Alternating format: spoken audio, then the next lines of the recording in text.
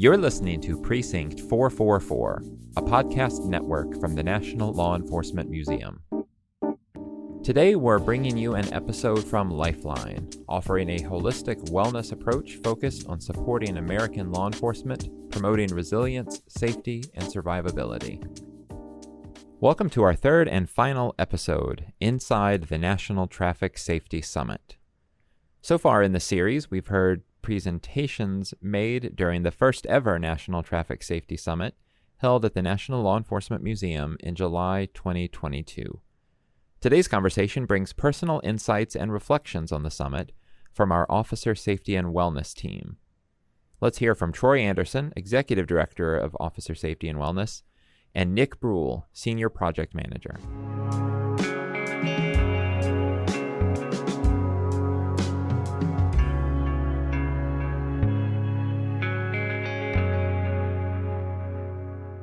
All right, Nick, now that the National Law Enforcement Traffic Safety Summit is in our rear view, as we're thinking about some of those lessons learned and the takeaways that come from that, what do you think are some of the successes that came from that summit? I really think that for me, one of the big successes was getting all those people together in the same room. And I know we've mentioned it before, but it really bears repeating. This is an unusual circumstance when you are able to get all of these experts from not necessarily different disciplines, but from different organizations, to be sure, together in one room to talk about an issue. And then to really come up and it was good to see that so many of the speakers agreed on virtually everything that was discussed or had the same ideas about what needed to be focused on and what the problems were. So I think that was very encouraging. And I think that's one of the bigger successes of the summit was that we helped define what the issues were. But not only that, we came away with some solutions or at least some strategies that agencies need to look at.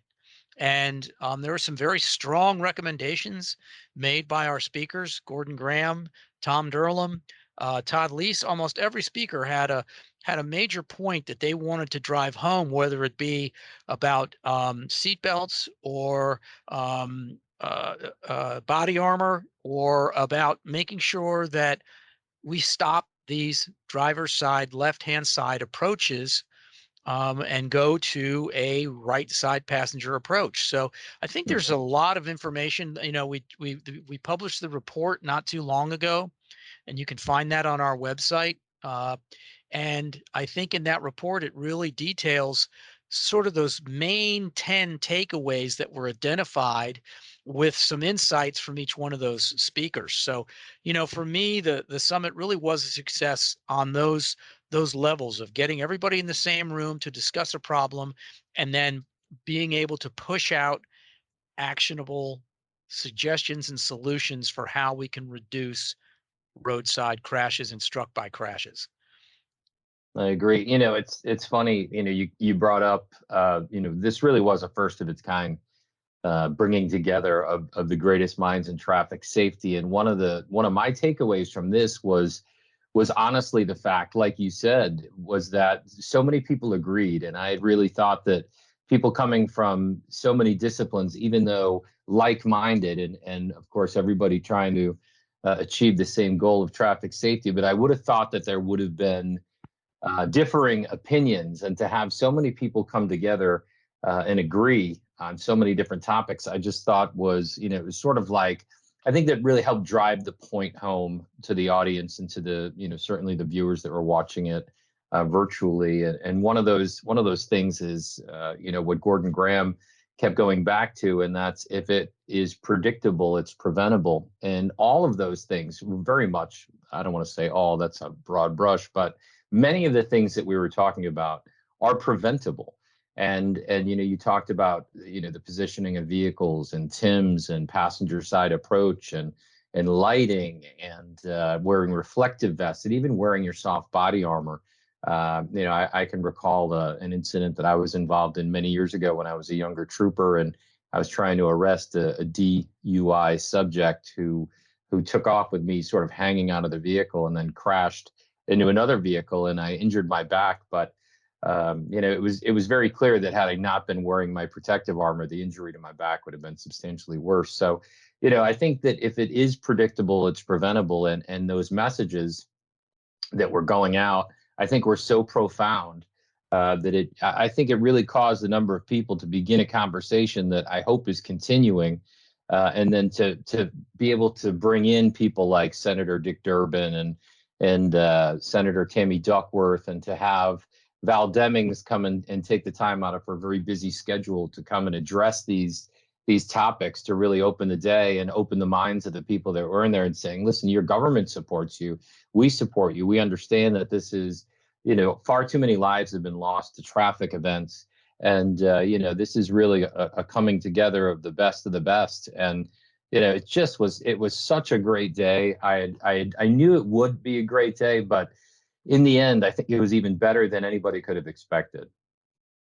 Yeah, I agree. And we got a lot of good feedback. We did send out surveys, and the feedback we received from the surveys was overwhelmingly positive. And since the summit, members of a regional traffic safety organization that's, I think, based in Pennsylvania, but is really a mid-Atlantic regional traffic safety group, has now taken the flame, if you will, or the torch, and are carrying it forward and planning to have another summit. And they're going to host it in May of 2023. It will be hosted in Maryland, and they're putting together those core components. But again, one of the major focuses of this is preventing roadside crashes, particularly on crash scenes when people are driving on the highway. They're not slowing down and moving over. They're not paying attention. They're looking at their phones, and as we've seen hundreds of times now, they're rear-ending patrol cars, hitting tow crane operators, crashing into fire trucks. And some of these things are, you just wonder how they occur. How can people be so oblivious on the roadway?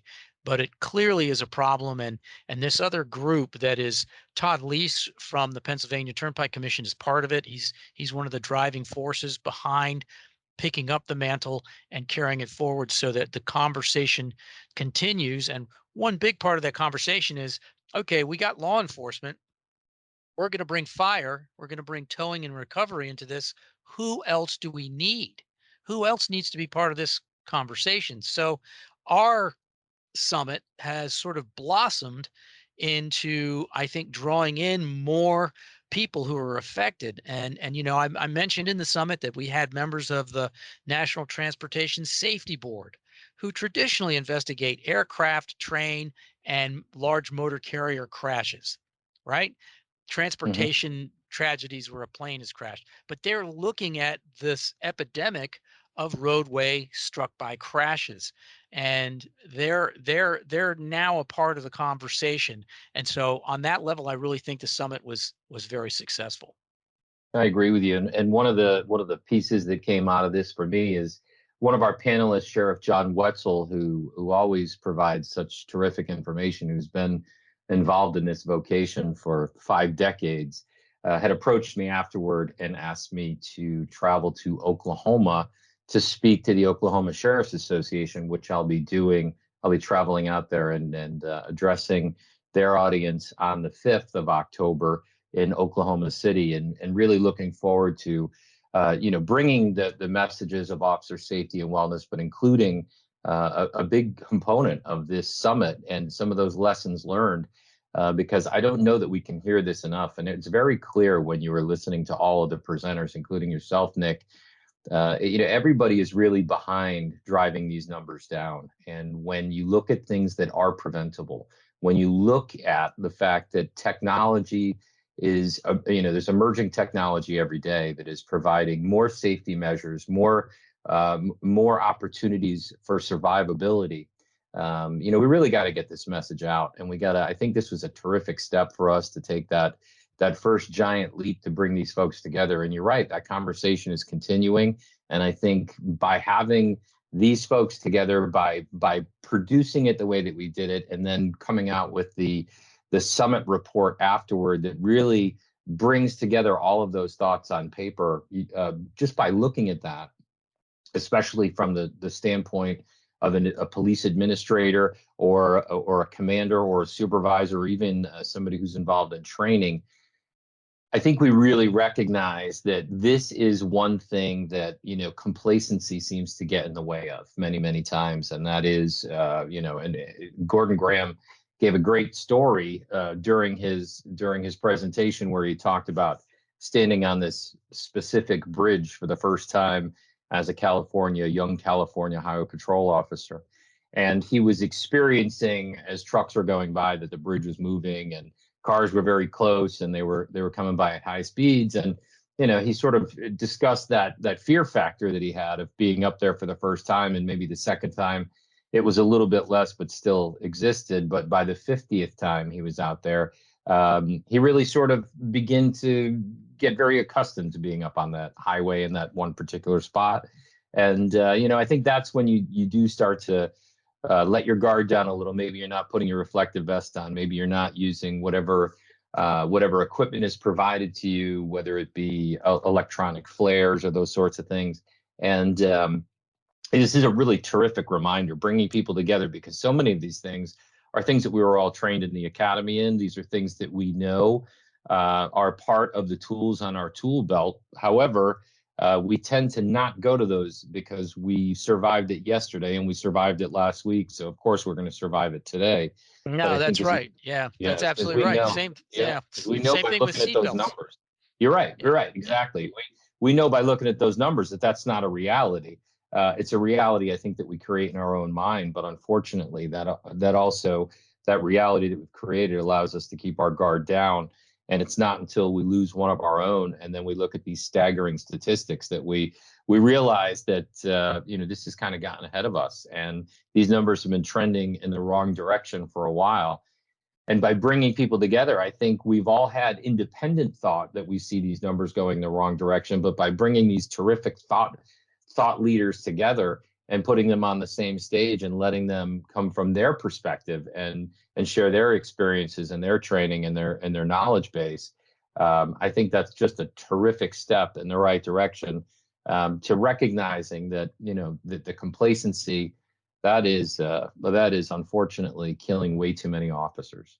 Well, and you brought up Gordon Graham, and he did have a quote in there, and the quote was, "The level of risk has not changed. Acclimation to risk has." And that's part of that complacency that you're talking about, and the fact that we do, as law enforcement officers, tend to become complacent, and you get caught in that poor cycle of just thinking, it's another one of these calls, or it's another one of the, I've done this before, I've done it before, it's fine. And it's fine until it's not. Exactly.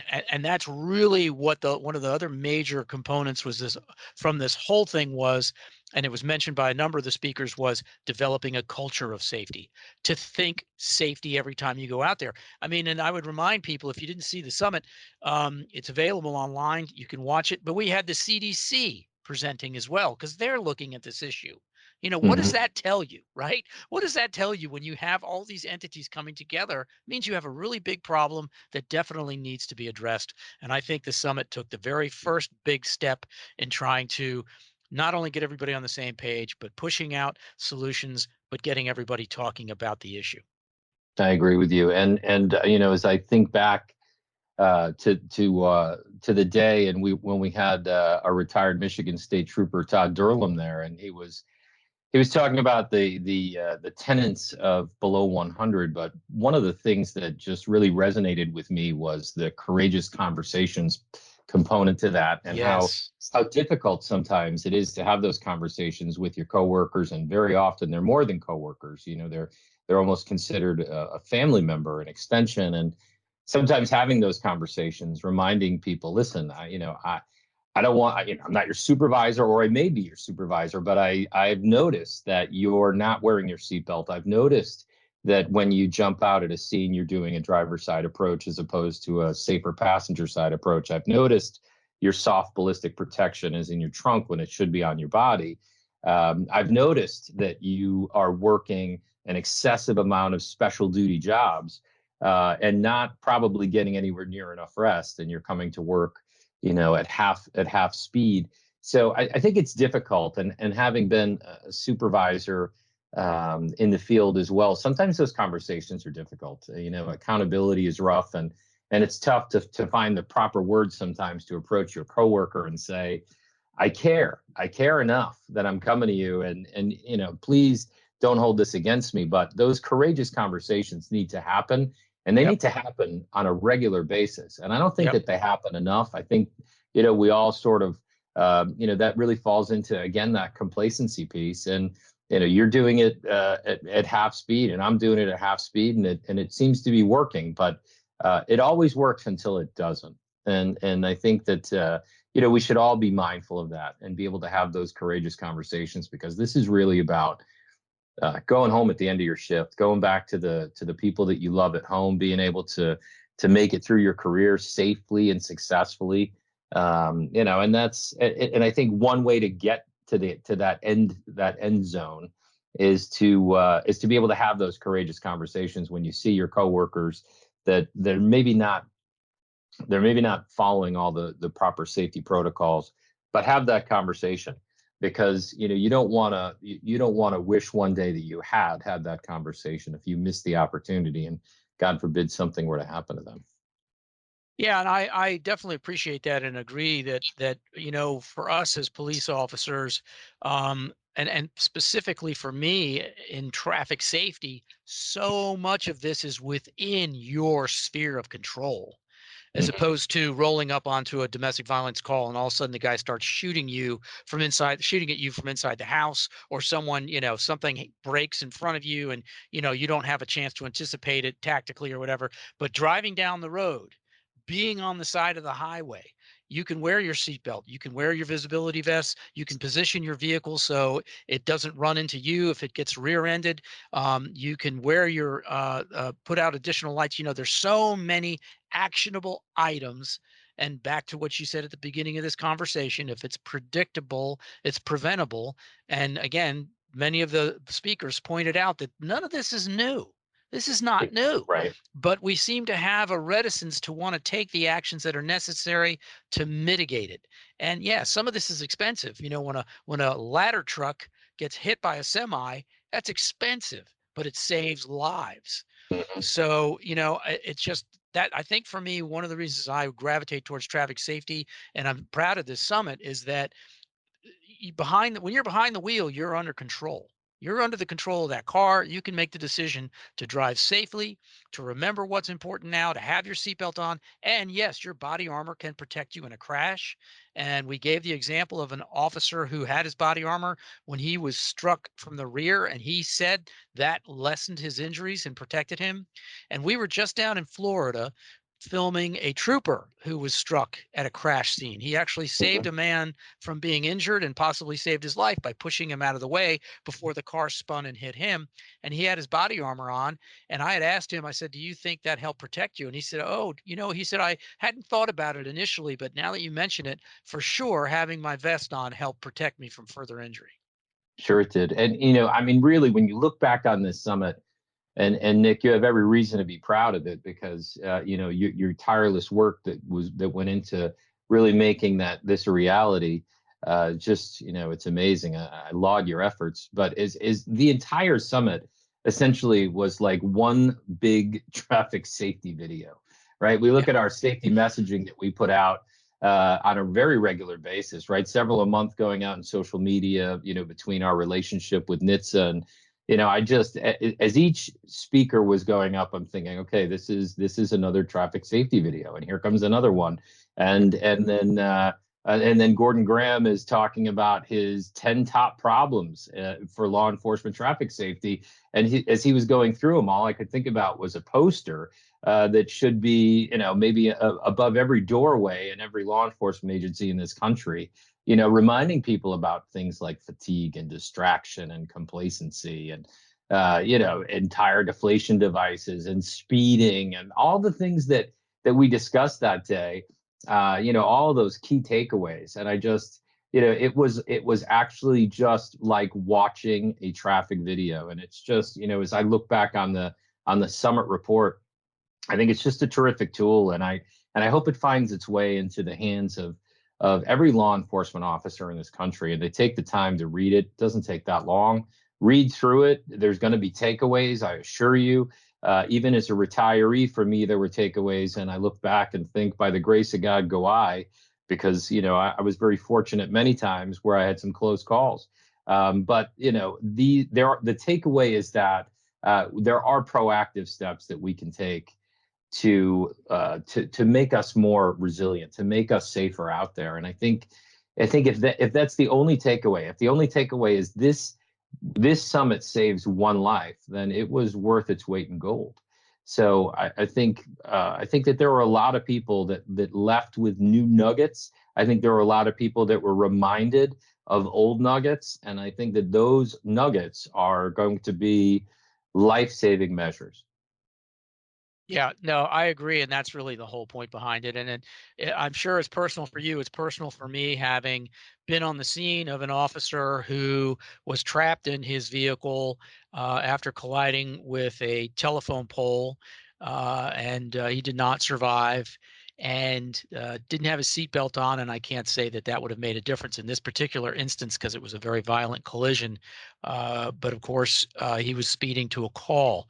So those are the kind of things that we have to address. And then in another instance, an officer I know was struck and killed when he made a traffic stop in a tunnel in DC, and was sideswiped by a drunk driver, killing him.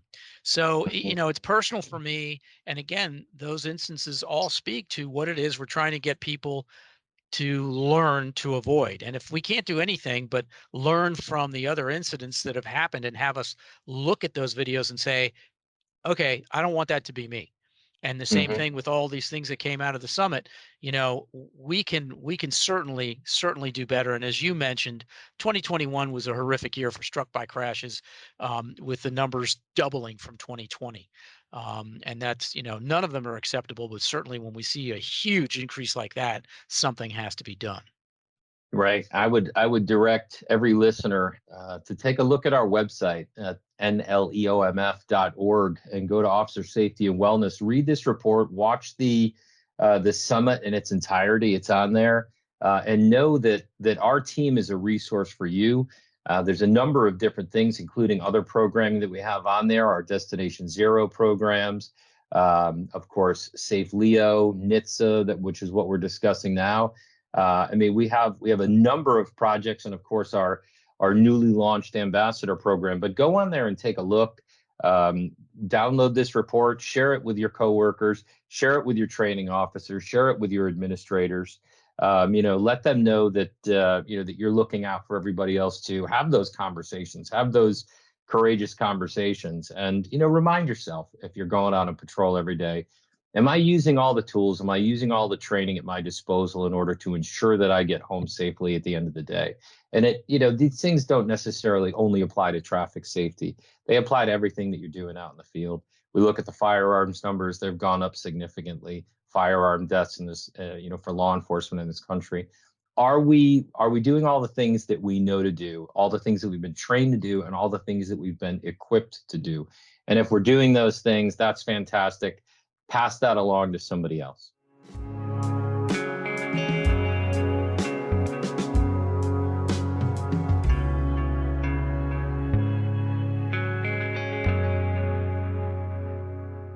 Thanks to Troy Anderson and Nick Breul for bringing the summit to life, for your continuing efforts to further officer safety and wellness, and for stopping by the podcast studio to reflect on the challenges and opportunities of cultivating a culture of safety on the road.